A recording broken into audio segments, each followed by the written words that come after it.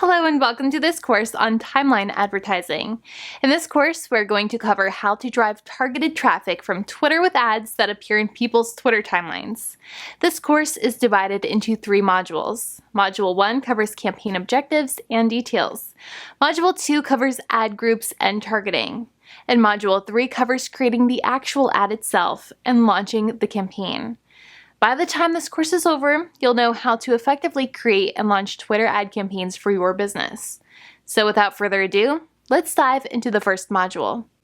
Okay guys, welcome to Module 1. In this module, our expert will be teaching you about campaign objectives and details. So get ready to take some notes and let's jump right in. Okay, so here we are on the Twitter dashboard. We're going to come up here to Create Campaign. Click Start Over. And let's talk about these Twitter campaign goals. Now, campaign goals or objectives, you'll notice, are taking over advertising platforms. Google, AdWords, Facebook, and a bunch of other ones have chosen to create this step in their ad creation process where you can choose common campaign objectives and then those guide you with hints and tailorizations throughout the ad creation process. We've already seen that with a few of the other big ones. Now we're seeing it with Twitter. And overall, I think it's definitely a good thing, certainly more user-friendly. If you've been doing some of these on your own sort of ad hoc in the past, then you'll probably notice it's a little bit different now. So let's talk about app installs first. App installs is pretty simple. If you have a mobile app, if that's your business and you want to get more people to install it on their phone, literally click a link on Twitter and then that takes them to the App Store for your respective, OS, and then install your app. This is what you're going for. This is your campaign objective. The next one is followers. Now it says on and off Twitter here, but obviously what we're talking about is gauging your campaign success by the number of people who end up following your profile on Twitter. And that's pretty powerful, especially if in addition to your advertising, you also do a lot of organic promotion or organic content on Twitter, and you want to increase the range of that organic reach. Increasing your followers with paid ads is a good way to do that. And tweet engagements. This is a good one to go after if your primary concern is interaction with other Twitter users on Twitter. If you want people interacting with your brand when you tweet. So we're looking at retweets. We're looking at comments, likes, that sort of thing. Those will be what you're measuring the success of these campaigns by. Over here we've got promoted video views. That's pretty self-explanatory. Video, although it's not thought of as the primary thing on Twitter, since there's length restrictions and stuff, is still pretty powerful on Twitter, and video ads are a pretty significant and impactful way to get your message across. Website clicks or conversions. This is probably the most standard issue, meat and potatoes type of campaign goal. This covers sort of everything, especially things like lead generation, right? So you actually want people clicking away from Twitter and coming over to your web properties, namely, a landing page where you're collecting a lead, or if you're doing content marketing, maybe to a content piece with a retargeting pixel, or if you're selling something directly, sales pages, e-commerce stores, product listings, that sort of stuff. All that is going to come here, and my guess is somewhere around 60-70% of those of you who are watching this video are going to be relying on this one somewhat heavily. App re-engagements. So the app is already installed on their phone, and you want them to click on a Twitter ad that reminds them to log back in and use it. Okay, so if you're running some type of a video game app for iOS or Android, and this is a good way to get those people to log back into that app and play in that game with a nice, maybe a video ad or something. You actually see a lot of people doing this, a lot of companies doing this. What's that one? Clash of Clans is doing that type of thing with ads all the time. In-stream video views pre-roll. This sounds a lot like YouTube's in-stream video, and that's basically what it is. You're taking other people's content, you're taking existing content, and you're sticking your little video ad at the very beginning of it. It's going to be pretty short, but you get some pretty cool placement there that you wouldn't otherwise get. Awareness. This, you don't really care about the retweets. You don't really care about clicks to your website. You don't even really care about followers. What you want is your brand identity, literally your name, your logo, your identity in front of as many eyeballs as possible. Okay, so this is based on, impressions. Even if people are just swiping by and not really super conscious of the fact that they've just seen your brand, you're sort of building that subconscious, top of mind awareness, and this is a good campaign for building that. So now let's go ahead and click on followers. Let's say that we're trying to build a follower campaign so that we can increase our organic reach without having to pay for ads on Twitter. All right, and how it works, this is a little explanation of how things work. You're going to promote your account to build an engaged audience. You're only paying for the followers you gain. So it doesn't matter what type of engagement you get on this post. We could get, 100 retweets and likes and comments and all that good stuff, clicks to our website, pretty much anything. And we're not being billed for any of that. So that's all just extra, That's all just gratis. What we're paying for is just people who click and follow our profile on Twitter. So this is pretty sweet if that's your primary goal. And you've got all the basic stuff here. You've got your campaign name. You've got a start date. You've got an optional end date. So let's talk about some reasons you might have an end date. Let's say you've got a sales quota coming up. An end date might be useful. In fact, an end date in conjunction with accelerated delivery, which will spend your budget faster and try to get your ad in front of more eyeballs in a more frequent and quick way. Those two things could work together quite well.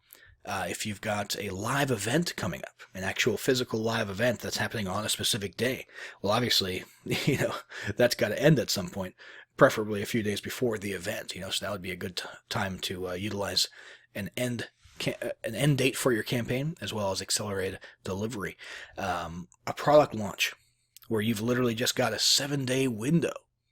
That would make sense to have a start and an end date, and maybe even an accelerated delivery, okay?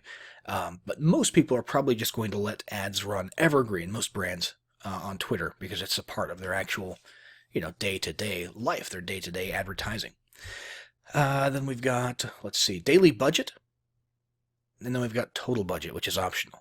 So if we want to spend, let's say, $25 per day, and sort of indefinitely, however, we want this particular campaign to run out after, let's say, $2,000, we can configure it in this manner. So after however many days, this will eventually grind to a halt when we hit our total budget, and then we can sort of stop and breathe and look back at the campaign to see how it performed and whether or not we want to change things up a little bit, start a new campaign, use a different approach. So that's pretty much it for campaign details. I'll set this back to standard. We're going to hit next up here, and that's going to bring us to the Add Groups page, and that's what we'll discuss in the next lesson. Hey folks, welcome to Module 2. In this module, our expert will be covering ad groups and targeting. So get ready to take some notes and let's jump right in. All right, so here we are on the ad group page. Now the first thing you'll notice is that some of these variables seem to conflict with the variables on the campaign creation page. However, this is overlap, okay? This is sort of compartmentalization. The idea is you can have multiple ad groups, and so why not compartmentalize and have one ad group with one angle that ends on a certain day, and then have the other one with a different angle take over on a certain day, all within the same campaign. Same thing goes for budget here. You can sort of narrow down and sub-allocate budget to a specific ad group within a campaign if you only want to spend X amount on one marketing angle, or one specific type of targeting or something along those lines, but still keep it within one overall sort of umbrella campaign. The next thing here is bid type. Now, by default, it's actually set to automatic bid. If you've done your homework, if you have a pretty solid understanding of the market value of bids for, the various types of engagements or clicks or objectives that you're going for, if you've done your homework, target cost can be something that you can incorporate into your campaign. However, if you haven't and you're new to Twitter ads, it's best if you just let Twitter and their algorithms handle this for you. Then we're going to hit next. This will bring us to our audience page. This is where the magic happens. So our audience page, the first option that you have is if you already have existing audiences, saved audiences. For example, let's say you've got retargeting pixels out there, and you've got Twitter maintaining a list of people who are interacting with your content on the web. you could actually incorporate these right here. We're not going to do that. Demographics. Ideally, before you run any ad campaign, you should have done some market research, or you should already know who your ideal customer avatar is based on all sorts of information. You would take that avatar and then you would use these variables here to match that as much as possible. So age, gender, where they're located, what type of technology they use, and generally speaking, if you haven't done that research, you should try to leave it a little bit broad, okay? So unless you know that your product is going to be more marketable to females, either because of common sense, if it's a female related product, or you've got market research specifically, that where you actually did the studying, you hit the books, and you found out that males are more likely to buy product X than females. Unless you've done that kind of stuff, you should leave this more or less broad. Down here you've got an odd collection of different things that you can specify. Locations, that's obviously pretty common. You can choose countries, you can narrow down to states, regions, that sort of thing, even zip codes. However, the rest of these are a little bit unusual. Operating system version is something that you can target by if you only want people using this or that operating system. Same thing for device models. That's pretty specific.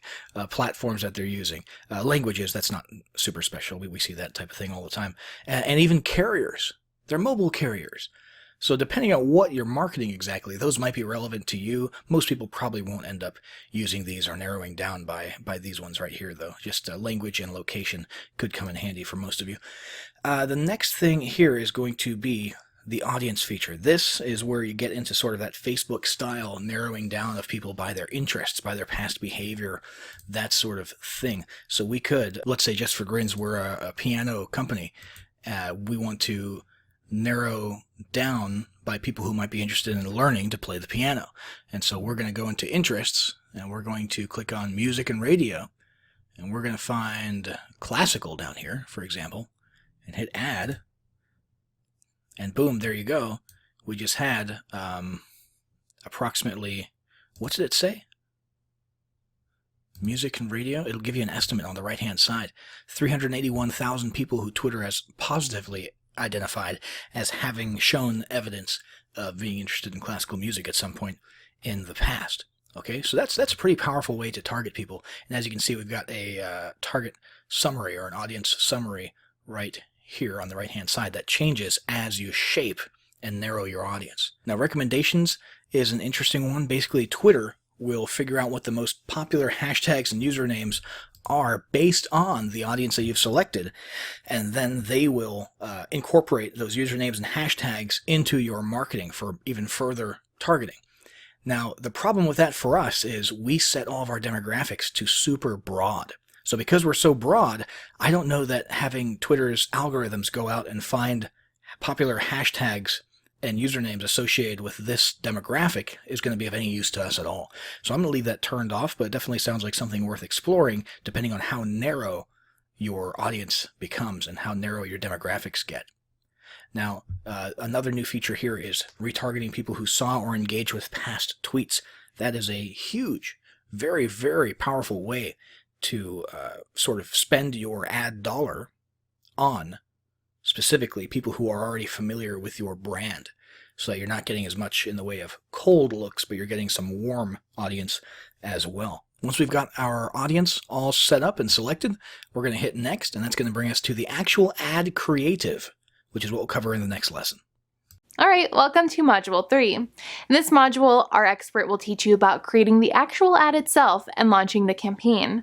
So get ready to take some notes, and let's jump right in. All right, so here we are on the actual ad creative page. Now, an ad in Twitter is a tweet. That's important to understand. And what you can do is reach back into past existing tweets and turn those into promotional tweets. Or you could just create one from scratch.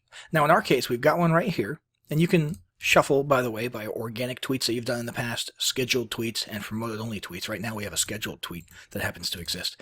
We can utilize this as our Twitter ad, and you really want to match your ad copy to what your campaign goals are. So obviously, if your campaign goals had been website clicks and conversions, then you would want some type of a call to action that leads to people clicking and leaving Twitter to go to your site. In our case, we chose followers. So we want more and more followers. And that basically means we want people to look at our ad for a little while, and we want it to speak to them. We want them to answer a question, because if they engage with our ad, for example, by leaving a comment, they'll probably be more likely to hit the follow button as well and follow us on Twitter. So that's how we sort of structured this ad here. Now, let's go ahead and select it. We'll hit next. Oh, and I should mention, users' timelines is the default setting because that's what Twitter is. That's like 90% of Twitter is the timeline. Okay, but you can also choose to sneak your ads into profile pages and tweet detail pages, which we'll leave selected to increase our reach. Next. All right, so here we are. We can review the details of our campaign and ad group and our audience targeting one final time. We've got our date, we've got our budget, we've got our pacing, we've got our ad group, we've got our audience right here, we've got our placement that we chose, and right here is our actual ad, okay? So a compelling image that sort of pops out, plus a question.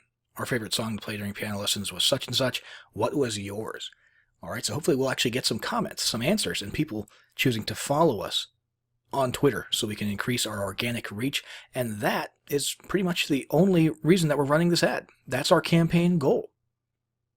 We would hit launch campaign. And there you go. Now, once your campaign is published, you're going to want to regularly monitor these stats right here. Okay? You want to keep an eye particularly on impressions, so your overall ad spend, your results, which in our case, once again, we're looking for follows, your results rate, which is going to be a combination of impressions and results, your cost per ad result, which is very important. That's sort of your main metric. That's going to be a combination of your overall spend and the results, and how that's matching up against your daily budget.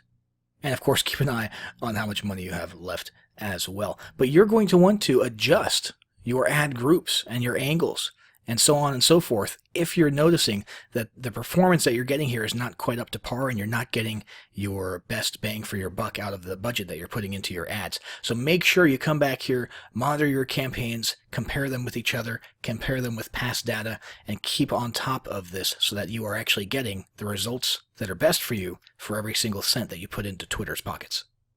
But that is it, guys. We have successfully gone through the entire process now of planning out, setting up, and launching our first ad on Twitter.